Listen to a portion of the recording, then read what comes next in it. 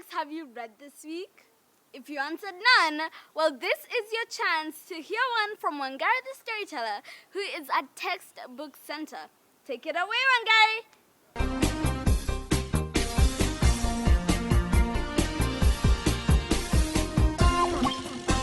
Hello, my name is Wangare the storyteller. And do you know what I had for breakfast this morning? A really tasty mandazi. And as I was walking inside the textbook center, I saw this book that has the title A Tasty Mandazi. I became a bit curious to find out what is inside the book. And I hope that you can find this out with me. A Tasty Mandazi. Musa woke up to the familiar sound of roosters one bright morning. It is Saturday. It is going to be a fantastic day. Musa said to himself, "Fasting, I'll go to Mama Milka's to get one of her fresh, tasty mandazis." And you can see Musa putting on his t-shirt. "Don't leave before taking tea, Musa," said Mother as he poured little Shani's cup. Musa gulped his tea and then set out towards Mama Milka's shop. Mama Milka had given Musa free mandazis many times before.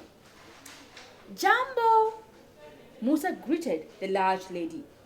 "May I have a mandazi, please?" he asked. Mama Milka lifted her head from the white dough that she was busy rolling. "Musa, how many times have I given you a mandazi for free? It has been many times. From now on, you must pay 3 shillings for them." "3 shillings?" Musa cried. "3, and that is cheap. I charge the adults 5 shillings. Now go off and don't return unless you have some money."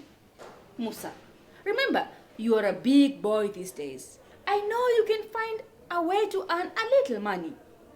And with that, Mama Milka returned to making her mandazi dough.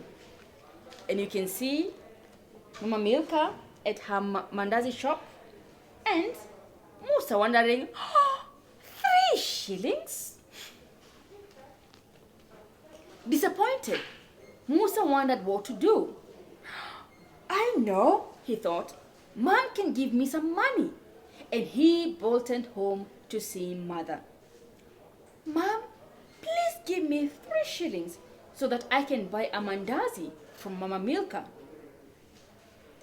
"Musa, I don't have money for mandazis now. If you're feeling hungry, take a banana," Mama said. "But Mommy, I am tired of eating bananas. I want mandazi." "Musa, if you want mandazi, then you'll have to go out and make the money yourself. Now, no more begging," Mother said, returning to her washing. "Huh," Musa said. And you can see Mama is not very happy at being asked for money to go and buy mandazis. Musa found Father busy. "Baba, please give me 3 shillings so that I can buy a mandazi. I'm so hungry and I want to eat one," he said, rubbing his tummy. "My son," Father replied, "you know very well that I do not have money for treats like mandazi. The money I make must be used for clothes and school fees. Go and eat fruits at home." "Oh, please, Baba," Musa begged. No, Father refused. "Now go away and don't bother me. I am very busy here." And from this picture, can you tell what work Musa's father does? Yes, Musa's father loves doing carving. That is his work. Musa wandered home, feeling quite unhappy. He found his little sister Shani playing with some toys out front and told her all that had happened. Lakini Musa, people at school have always said that you draw very well. Maybe you can draw and sell some pictures for our neighbors? Shani said. Musa's eyes lit up. That's not a bad idea. Let me try it. And Musa picked up the pencil and the paper and waved goodbye. Do you think that's a nice idea? I think Shani has a lovely, lovely idea. Well, let's see if it works.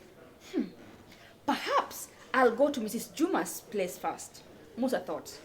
Mrs. Juma was the lady who ran the local hair salon. Mama Daodi, may I draw you a picture? Musa asked.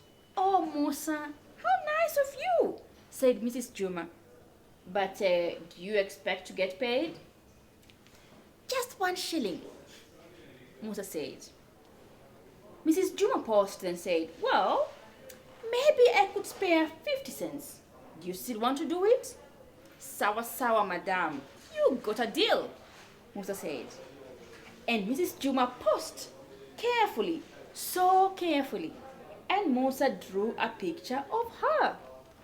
And you can see here Mrs. Juma with her child Daudi and the picture that Musa is drawing.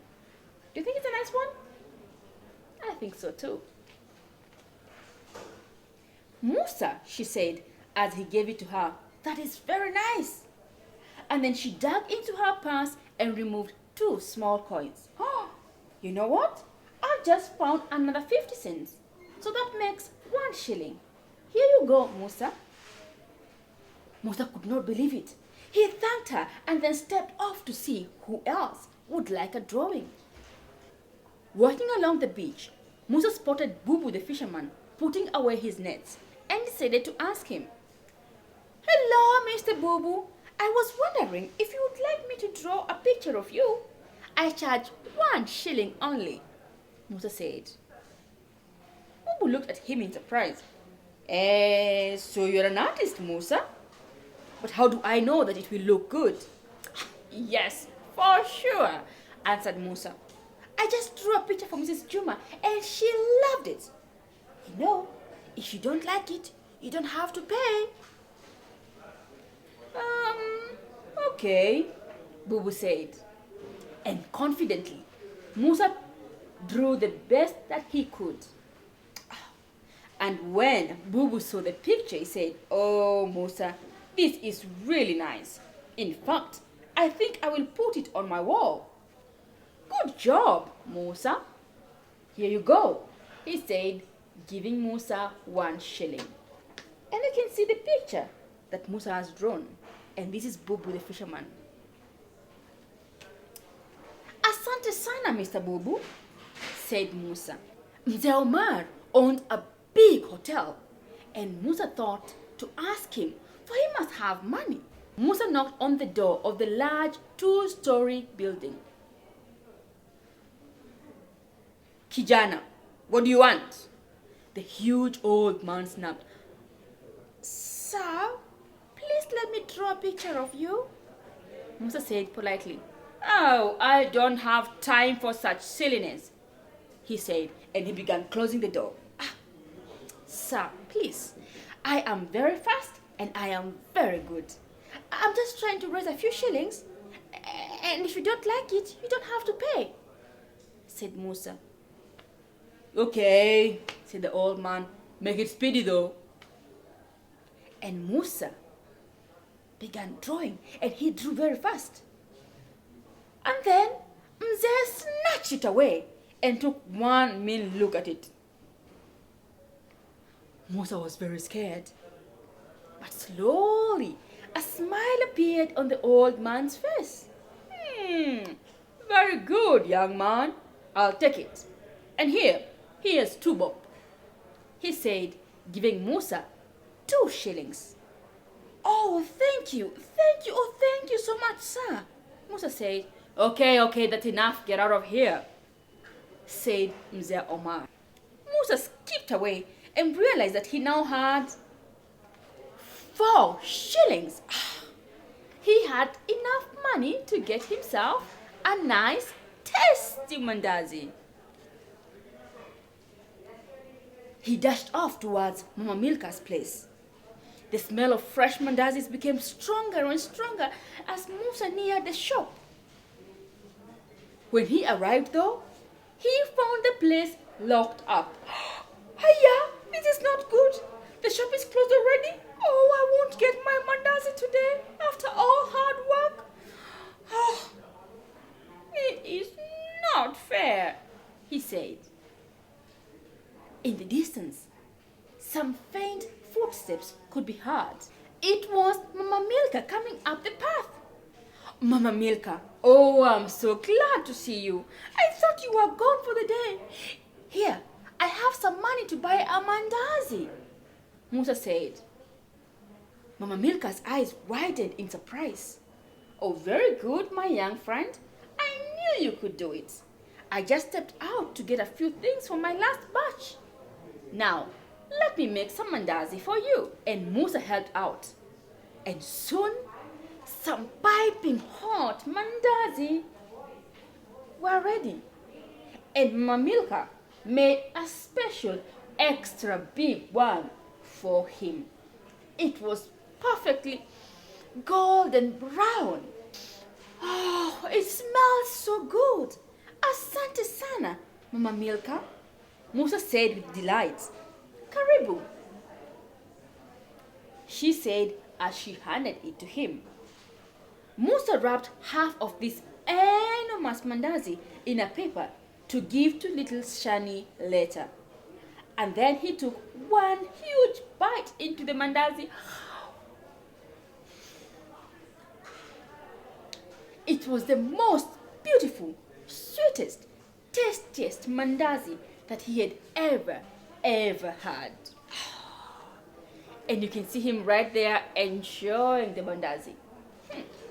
Would you know why he thought it was the sweetest, tastiest mandazi ever? I think it is because he had worked and earned some money to buy himself the mandazi. Well, that is the end of story time today. Have a good time and see you next time right here on Big Minds.